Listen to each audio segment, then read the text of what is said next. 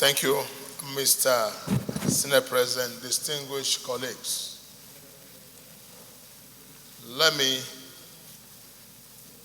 sympathize with the families and those who are affected by this act of inhumanity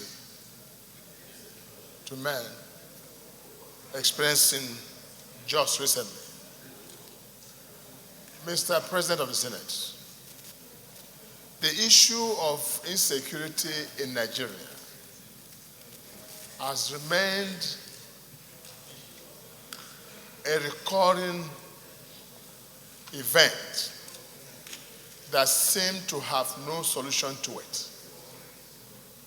Despite all government efforts, despite all the military efforts, on a daily basis we hear one insecurity or the other and lives being lost.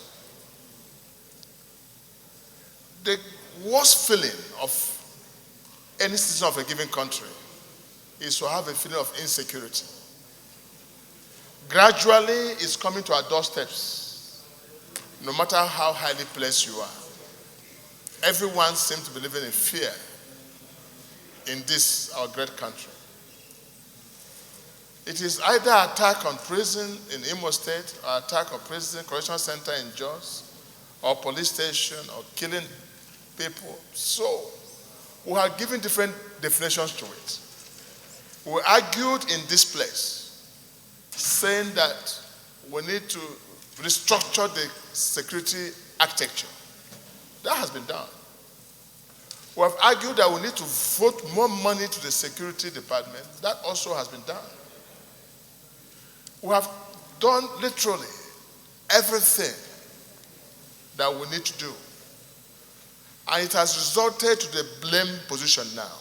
I listened to a video making news by the National Security Advisor, where he categorically mentioned that our internal security challenge looks like an internal sabotage for those who make resources and money, who have commercialized our security challenges, who make money out of insecurity, especially as it relates to kidnapping.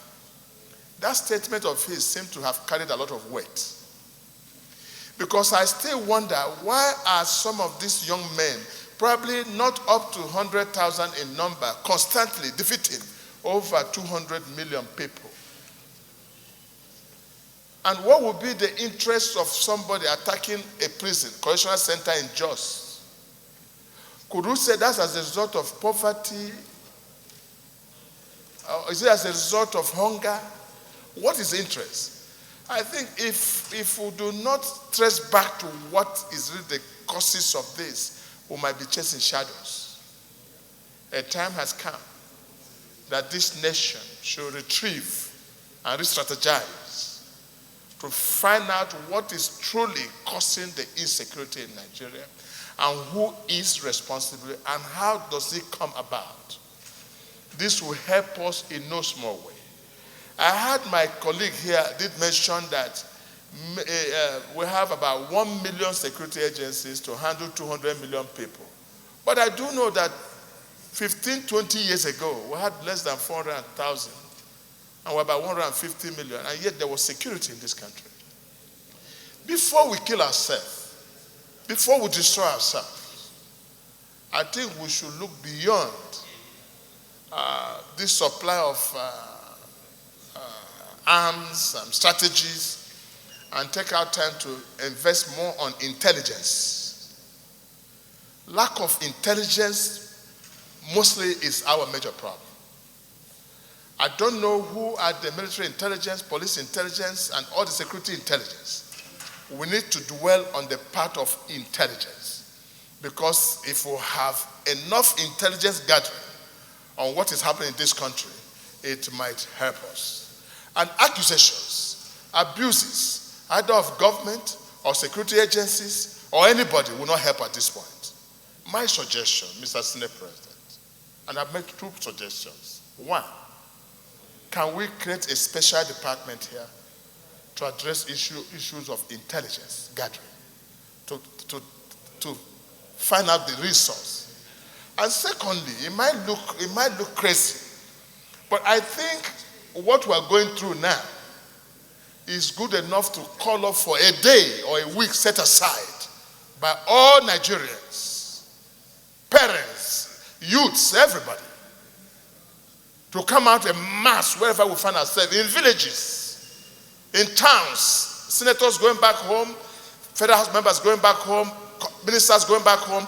Let's go and address this issue of security and call a collective effort with traditional rulers, students, opinion molders, market people. We shall find solution to it. It looks like this battle has been left for government alone to fight, and government is not doing much again to correct the situation.